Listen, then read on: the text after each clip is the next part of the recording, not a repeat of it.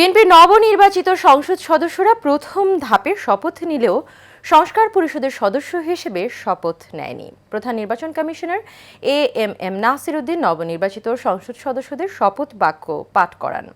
সকাল 11:15টার দিকে বাংলাদেশ জাতীয় সংসদ সচিবালয়ের শপথ কক্ষে তাদের শপথ অনুষ্ঠান অনুষ্ঠিত হয়। পরে সংসদীয় দলের সভায় বিএনপি চেয়ারম্যান তারেক রহমান, সংসদ নেতা এবং প্রধানমন্ত্রী নির্বাচিত হন। ওয়ালিদ সিদ্দিকের রিপোর্ট। শপথ সম্পর্কিত কিছু বিষয়ের প্রতি নবনির্বাচিত মাননীয় সংসদ সদস্যবৃন্দের মনোযোগ আকর্ষণ করছি।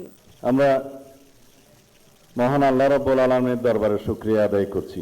শপথ অনুষ্ঠানের পূর্বে সংসদ সদস্যদের সামনে কথা বলেন বিএনপির স্থায়ী কমিটির সদস্য সালাউদ্দিন আহমদ।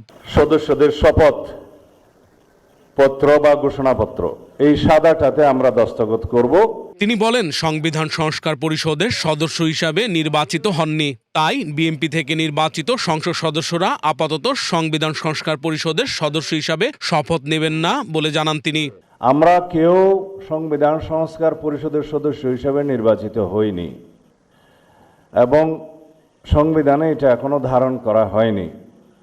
গণভোটের রায় অনুযায়ী সংবিধান সংস্কার পরিষদ গঠিত হলে সেটা সংবিধানে আগে ধারণ করতে হবে এবং সংবিধান সংস্কার পরিষদের সদস্যকে কে শপথ নেয়াবেন সেটা বিধান করতে হবে।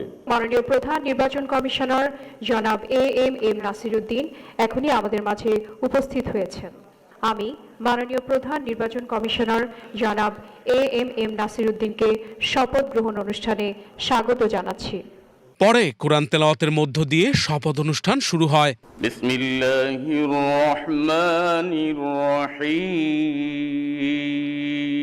বিজয়ীদের শপথ পাঠ করান প্রধান নির্বাচন কমিশনার। সশ্রদ্ধ চিত্তে শপথ বা দৃঢ়ভাবে ঘোষণা করিতেছি যে আমি যে কর্তব্যভার গ্রহণ করিতে যাইতেছি